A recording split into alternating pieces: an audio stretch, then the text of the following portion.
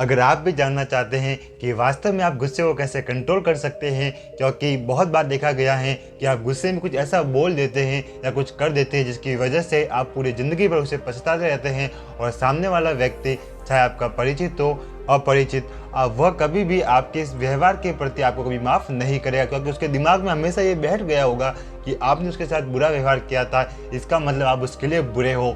तो इन सभी समस्याओं से बचने के लिए आपको पता होना चाहिए कि किस समय पे कितना गुस्सा करना चाहिए, क्योंकि अगर आपके हाथ में कंट्रोल होगा कि गुस्सा कितना ज़्यादा करना है या नहीं करना है, तो आप जैसा चाहो अपनी लाइफ को डेवलप कर सकते हो। तो इस वीडियो में आप जानने जा रहे हैं कि वास्तव में आप गुस्से को कैसे कंट्रोल कर सकते हैं। तो ये मैं आपको एक कहानी के जरिए बताऊंगा, तो चलो शुरू करते हैं। तो एक समय की बात है, स्कूल में एक बच्ची पढ़ती थी। वह बच्ची दिन भर गुस्सा करती रहती थी, जिसकी वजह से उसके घर वाले काफ़ी परेशान थे। उस बच्ची की खास बात यह थी, वह सिर्फ अपने क्लास टीचर की ही बात बाकी किसी की भी बात वो मानने के लिए तैयार नहीं थी। जब उसकी माँ को पता चला कि वो अपने स्कूल टीचर को बात मानती हैं, तो उसके माँ ने उस टीचर से अनुरोध किया कि आप कृपया कर बच्ची को समझाइए कि वह गुस्सा नहीं करे, क्योंकि वह अक्सर कभी कभी अपने बड़ों के सामने भी इस तरह से व्यवहार करती हैं और उन्हें भला बुरा कह देती है, जिसकी वजह से हमें काफ़ी परेशानी होती हैं। और अगर यही बर्ताव उसका चलता रहा और आने वाले समय में उसे अपनी ज़िंदगी में काफ़ी मुश्किलों का सामना करना पड़ सकता है, जो उसके लिए काफ़ी हानिकारक होगा। तो अगर आप उसे कुछ सीख दे दे जिसकी वजह से ये गुस्से को कंट्रोल कर पाए, तो ये आपकी बड़ी मेहरबानी होगी।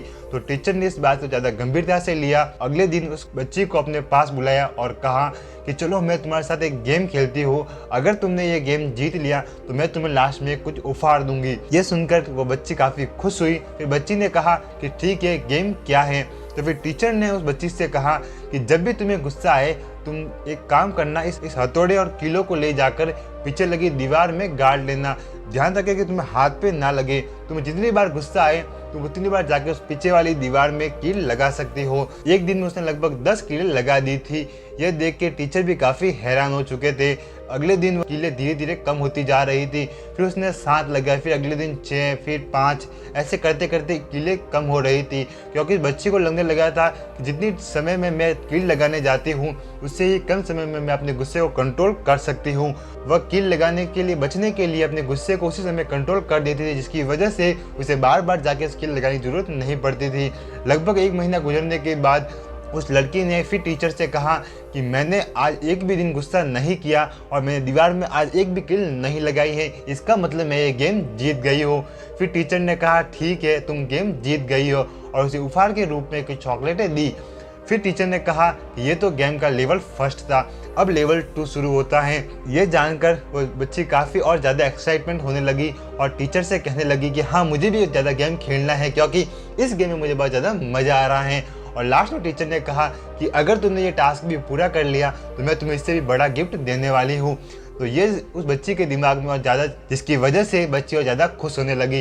फिर टीचर ने कहा कि जब पूरे दिन में तुम्हें एक भी दिन गुस्सा नहीं आए तो तुम अगले दिन आकर उस कील को निकाल सकती हो।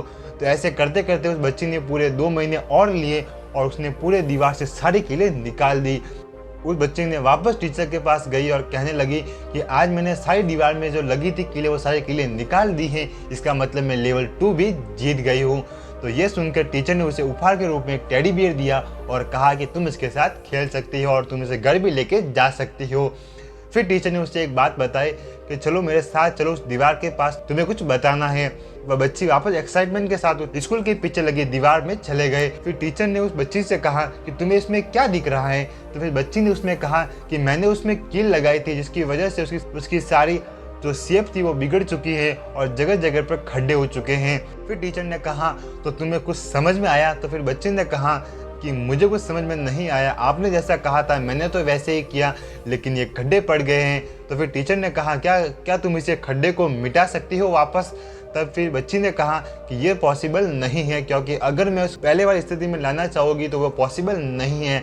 तो फिर टीचर ने कहा यही बात मैं तुम्हें सिखाना चाहती हूँ कि जब तुम गुस्सा करते हो, या ये बात हम पे भी लागू होती है कि जब हम किसी पे गुस्सा करते हैं तो हम भले ही उस समय हमें लगता है कि हम सही है, उससे कुछ भला बुरा या कुछ भी कह देते हैं, जिसकी वजह से उसके दिल पे आपकी बातें कितनी लग चुकी हैं वो आप नहीं जान सकते। क्योंकि जब आप दीवार में कील लगाते हैं तो आपको पता नहीं होता है कि वो गड्ढा कितना गहरा होने वाला है, लेकिन जब आप कील को निकालते हैं तो वापस आप उस गड्ढे को जैसा था वैसा नहीं भर सकते।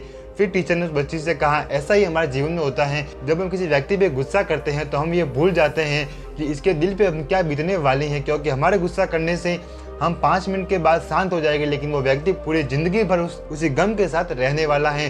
धीरे धीरे उसका बर्ताव हमारे प्रति खराब होता जाएगा, जिसकी वजह से हमें फ्यूचर में अगर उससे कोई हेल्प लेनी पड़ी तो भी वो हेल्प करने से कतराएगा, क्योंकि वह कहेगा कि तुमने मेरे साथ उस समय ऐसा किया था जिसकी वजह से उस टाइम मेरा कोई भी दोस्त नहीं था, लेकिन फिर भी मैंने तुम्हारी बात सुनी थी, क्योंकि कुछ भी हो सकता है। तो फिर वो बच्ची समझ गई, अगर वह देखे कि इस समय पे मुझे गुस्सा करना चाहिए या नहीं, अगर हम भी देखें अपनी लाइफ में कि हमें इस कंडीशन में गुस्सा करना चाहिए या नहीं, अगर हम उस समय उस कंडीशन में गुस्सा करना चाहिए तो हमें गुस्सा करना चाहिए, क्योंकि अगर आप गुस्सा नहीं करोगे तो क्या पता आपको काफ़ी नुकसान हो सकता हो। लेकिन ये हमेशा ध्यान रखें कि अगर आप हर बार गुस्सा करते हो तो ये आगे वाले व्यक्ति के लिए जितना हानिकारक नहीं है उतना आपके लिए है। ये उसी तरह है जिस तरह अंगारे को हाथ में लेकर दूसरे में फेंकने से पहले हमेशा ये याद रखो कि अंगारे को हाथ में लेने से पहले आप खुद जलने वाले हो, उसके बाद आप फेंकोगे तो दूसरे के जलने के चांसेस कम है, लेकिन आप तो जल चुके हो।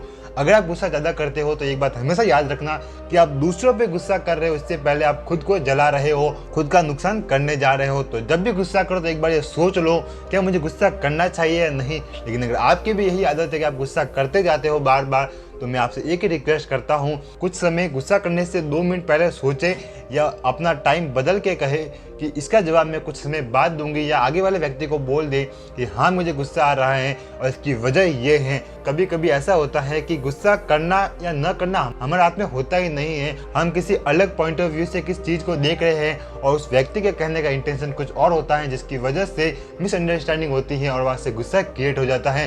कभी कभी गुस्सा की वजह सही होती है, तो उस समय आपको वही करना है जो मैंने आपको बताया कि आपको गुस्से करने से पहले देखना है कि इसकी ज़रूरत है या नहीं है। मुझे भरोसा है कि आपको ये वीडियो पसंद आया होगा। अगर आपका कोई भी डाउट या क्वेरी हो तो नीचे कमेंट बॉक्स में ज़रूर देखें।